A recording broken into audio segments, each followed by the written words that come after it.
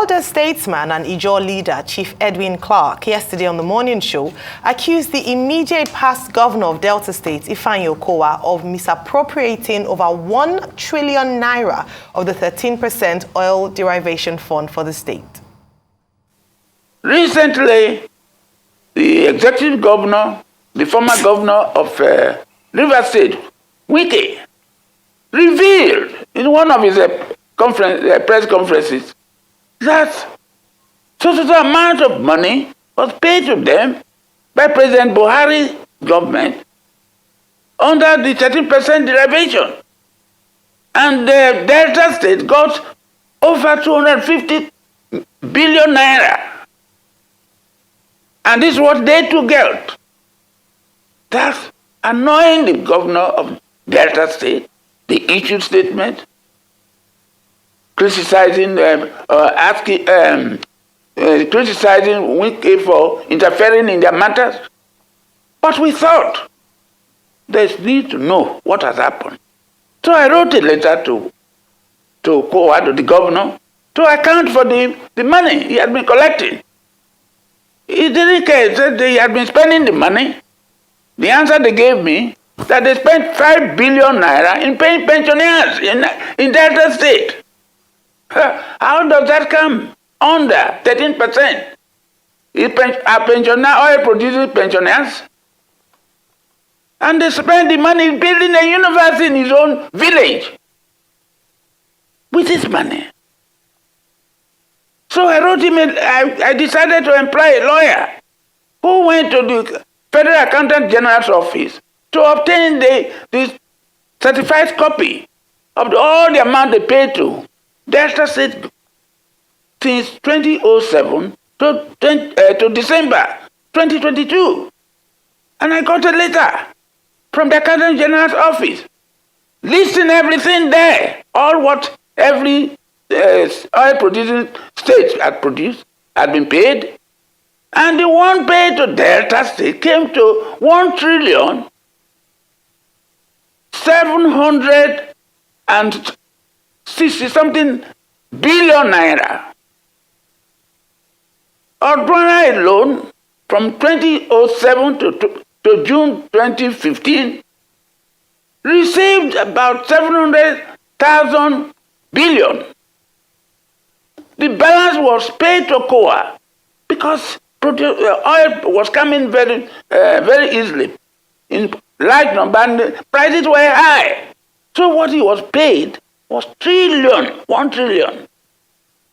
Instead of paying the 50% provided by his own law, the Superdeck Law, Section 14, which is automatic that the money must be given to them, he now held the 13%, the entire money, 13%, dishing out instrumentally and approving every contract the Superdeck awarded. And I said, give me an account. So I wrote him a second letter, which I've already copied the EFCC. We cannot be cheated. Governors are now wealthier than their states. He has got a bank. Today, most of our money have been paid into that 2-year-old bank. However, the immediate past government of Delta State are refuting Clark's claims. Joining us now from Asaba, or here in our studio in Lagos, where he writes or reply to Edwin Clark's interview, is Charles Aniagwu, the immediate past Commissioner for Information in Delta State. Good morning, Mr. Aniagwu, and welcome to the morning show. Good morning, Nayo. It's nice to be here. And let me acknowledge seeing my senior brother in the profession, Ruben. It's nice to see you, sir. Thank you. And my very good friend, Rufai. Good morning. Nice to see you. Well, it's good to have you. You listen to Chief Clark. Yeah. He was very definite. He says he has even petitioned the EFCC. And secondly, he says that former governor of Delta State, Ifeanyi Okowa, owns 13 companies, including Premium Bank. And that in Premium Bank, you have a certain Okowa, who is his brother, working there. and who is also a shareholder, and you have a certain Emefiele as the managing director. You listen to him. What do you have to say in defense of your boss? Well, let me put on record that, first of all, that we recognize the contributions of the elder statesman to the development of our democracy in time past. We also, still relevant. Yes, we also recognize his age. 96 years is not a joke, and we thank God for that age. And so to that extent, I didn't come here to join issues with him. Neither do we have any cause to undermine the respect we have for him on account of the path he has chosen in recent time. But let me also place on record that the issues he has canvassed are not original to him. And because they are not original to him, in a number of areas he progressed in error. And as we advance this conversation, I'll put it out one by one for you to know that those issues are not original to him. Let's start from the issue of a premium trust bank. It's not premium bank. If they were to be original to him, he would know the original bank name of the bank. Premium Trust Bank does not in any way belong to Okowa. In Delta State, the state under the leadership of Governor Okowa operates 3 distinct accounts. The FAC account, which takes remittances from the federal government on account of the Federation account and other remittances, is resident or domiciled in this Zenith Bank. And it is still there. Nobody moved it to Premium Trust Bank. If it were to be a bank belonging to the governor, you would expect what will happen to boost the fortunes of the bank. The second account is called the FAC, the local government, state local government joint account, which is the JAC account. That account is resident in the UBA, and that UBA is not called Premium Trust Bank. And of course, you know the owners of UBA. The third account is the internally generated revenue sources account, where the funds we generate from internal sources. That is resident in Sterling Bank. The Premium Trust Bank is owned by individuals who have had a very good stay in the banking industry. And by the way, to also prove that the views he expressed are not original to him, the name of the MD of Premium Trust Bank is Emefiele. He's not even from the same local government with Governor Okowa. The man is from a place called Abavu in Eka South local government area. The last time I checked and up to this morning, Governor Okowa is from Eka Northeast. They are not related in any way. He also talked about Monday Okowa. Monday Okowa is a banker who has been in the banking industry for more than 2 decades. He started from the old Oceanic Bank and then progressed until even before the bank became an Eco Bank. He progressed to Zenith Bank, where he rose to the level of becoming a branch manager in one of the biggest branches in Asaba.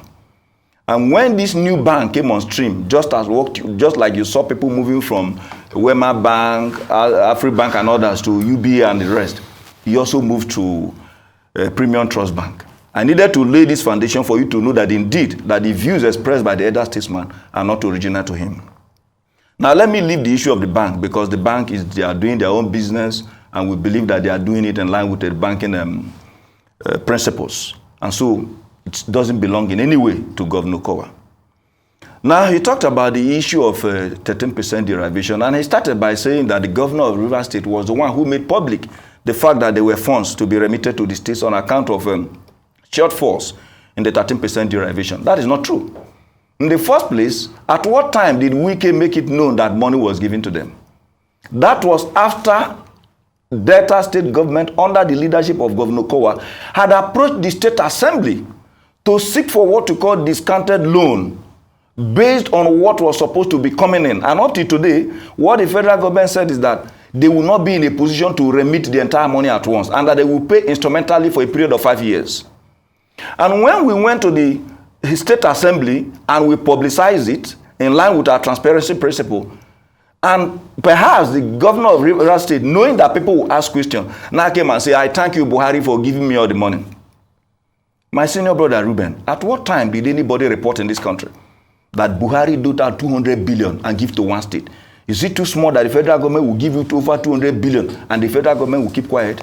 Is it the federal government that is borrowing money to be able to support its own services that will take 200 billion and give to you? What happened in the case of Rivers, I beg to digress just a minute, is that as soon as the federal government, it was reconciled that certain funds need to go back to oil producing states. Rivers State, even without following laid down principles of going to the State Assembly and having it approved, first of all, at the State Executive Council, approached Access Bank and discounted that loan to the tune of 30% to the bank, and then the bank was able to give them all the money, not coming from the federal government. But we said no, that another administration is coming, that we cannot give all our money, we cannot just go and discount all our money and ignore the next administration that will come after us. That even if we needed to deal with a whole number of projects, which we listed in the course of approaching the House of Assembly. And when we did then, it was well publicized, because initially we wanted 150 billion of that amount. Of course, remember I said discount loan, because it's coming on the strength of what we were receive from the federal government. There were a lot of issues because, of course, we are very public. And we tarried a while. In the course of doing that and many other things, we have some other accruals, both from internally generated sources and, of course, through the Federation account. And it became necessary that time was also running out. We now had to prune down from 150 to 100. And he said the loan was to be given to run from Zenith Bank. That why did we move it out of Zenith Bank? The first approval we got from the State Assembly following these processes was with respect to 150. You cannot use the approval for 150 to go and obtain 100. And when we needed to make the adjustment, Zenith Bank possibly was not in a position to flow properly. And then we needed to have another approval from the State Assembly so that it becomes something that you can have documents. And we listed the different projects that we needed to deal with. And when he made mention of 13%, you know what 13% talked about with respect, if you look at section 162, particularly sub 2 of the Nigerian Constitution. It's a derivation from any source, not even only oil, and to oil producing states, not to just producing communities. Otherwise, we will progress to where you now say that the money belongs to oil producing compound, because it's not even in oil producing communities that everywhere is made up of oil. There are places where you drill it. So individuals who own that spot will say, no, it is oil producing compound, if we want to follow the principle of the elder statesman. Okay, Mr. Aniagwu, just to bring us back in terms of what he said, what he had mentioned, and let me just ask some very direct questions. Number one, how much the Delta State government received from the federal government in terms of derivation fund? Just give us the amount. He said it's up to 1 trillion naira. Did the Delta State government receive that sum of money? Then the second part is that on investigation, there wasn't anything tangible or commensurate to the amount of money that was received.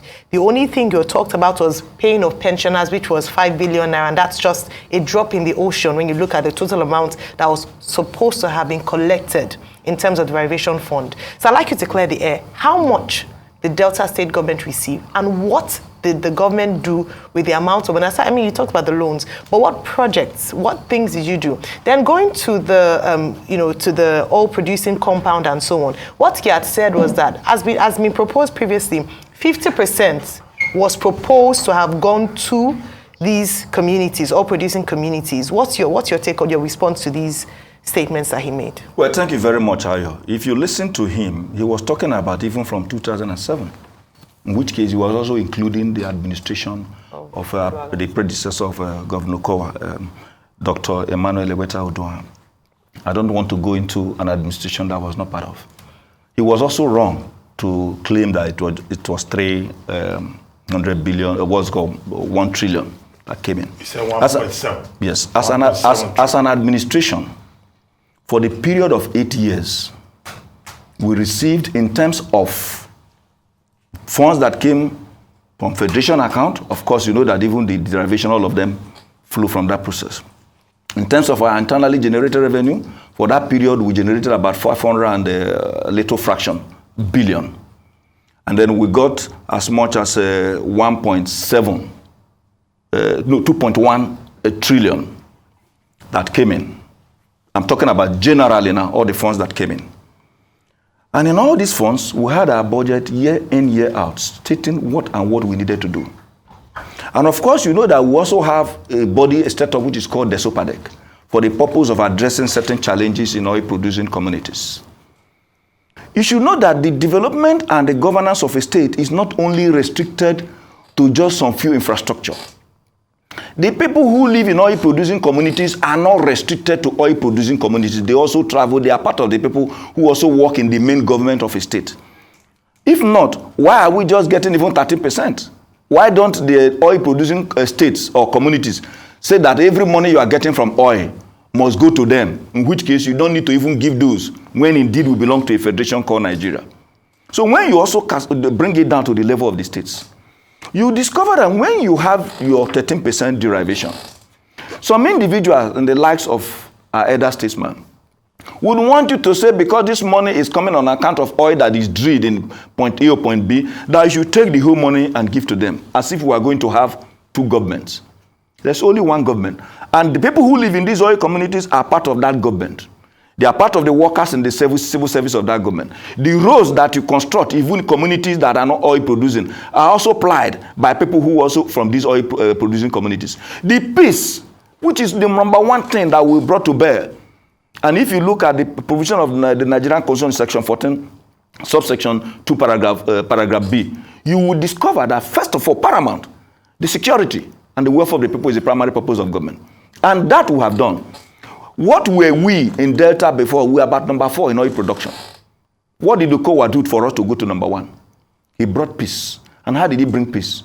By ensuring that we take development to these oil-bearing communities and indeed across the length and breadth of 25 local government area. You asked about what and what did we do? Yes.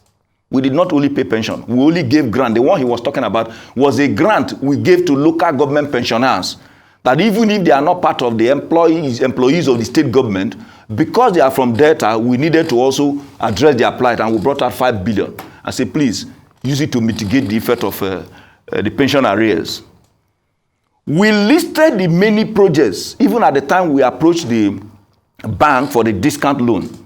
Before that time, there are a number of projects, and I can list just a few because I know we don't have all the time. You covered when we commissioned the Oge floating market, the only of such in the whole of Africa. Market decreased because we believe that to whom much is given, much is expected. The people in the crease contributed and we took it to them. Our elder statesman is from Burutu local government area. You need to go to Burutu town. The administration of Governor Kowa paved all the roads without exception in the whole of Burutu town, and that is in the heart of the ocean. But Edwin Clark is from a place called Kiabodo, which is the capital of Burutu local government area.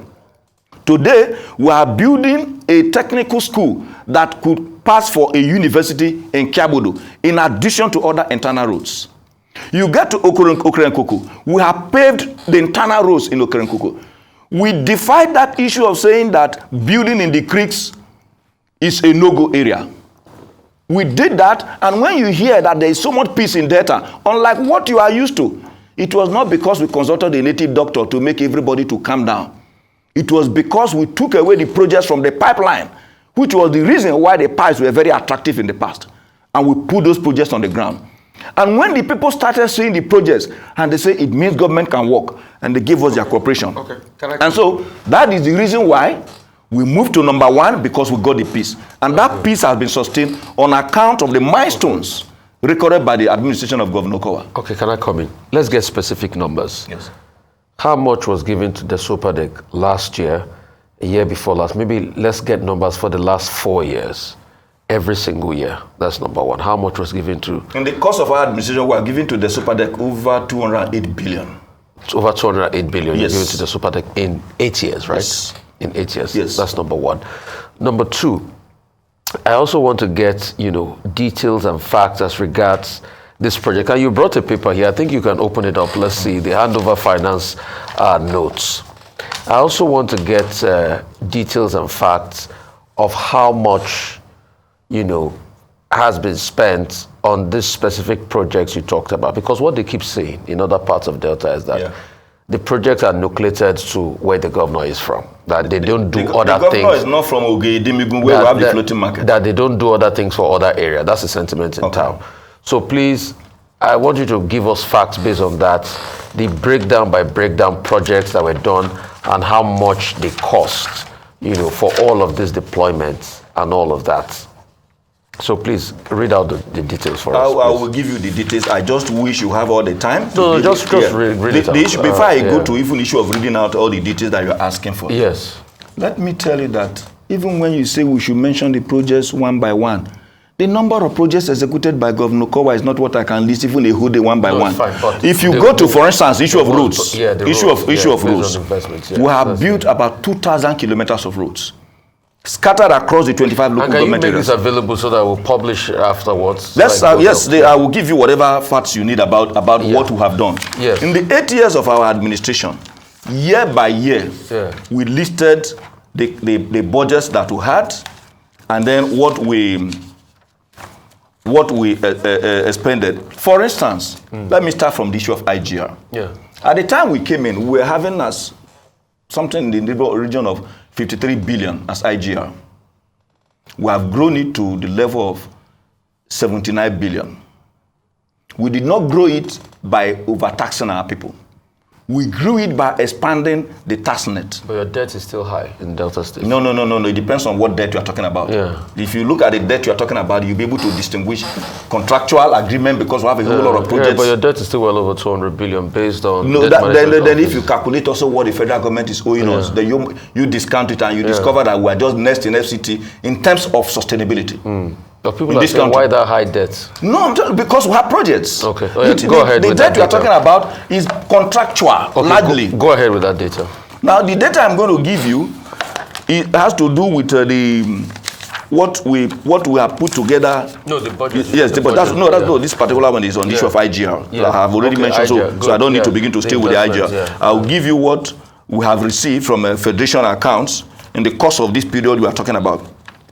In 2015, we received 81.9 billion. When you total everything that we received, like I told you earlier, from 2015 to March 2023, it came to 1.8 trillion, which was what I told you earlier. Okay. From the federation account, which includes certain accruals and certain refunds.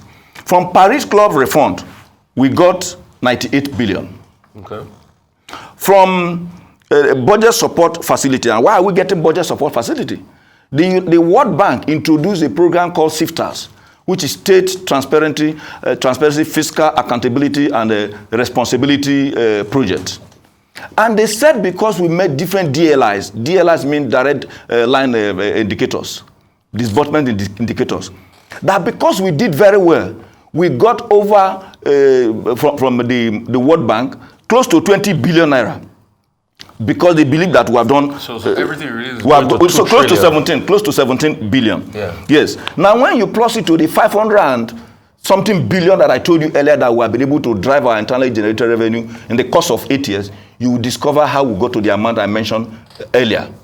And in doing that, we have in terms of projects, we have spent about 2.6 trillion, including the ones that you are calling debts. Out of this amount, you are now having a difference of about 200 and something.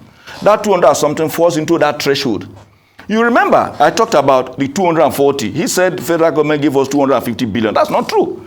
Federal government was owing us 240 billion, not given to us. And federal government says, we will give you this money in a period of 5 years because it's not something we can pay back at once. And when we came back, we said, because the money was losing value in terms of the inflationary trend, and that we have a lot of projects we needed to fast track, let us approach a bank to have a discount loan so that at the end of the day, bank, can you give us 150 billion? This is what the central bank will be giving to us. So central bank, instead of now give to us, they will now give to you. While we are now leaving as much as about 80 billion for the next administration. The difference between that becomes what you call the interest that may accrue on account of that discount. But the elder statesman is counting it because the federal government says they are owing us. It means the money is in our hands. So the money what's your debt now? Our debt is in the neighborhood of 264. 264 yes, billion. including foreign.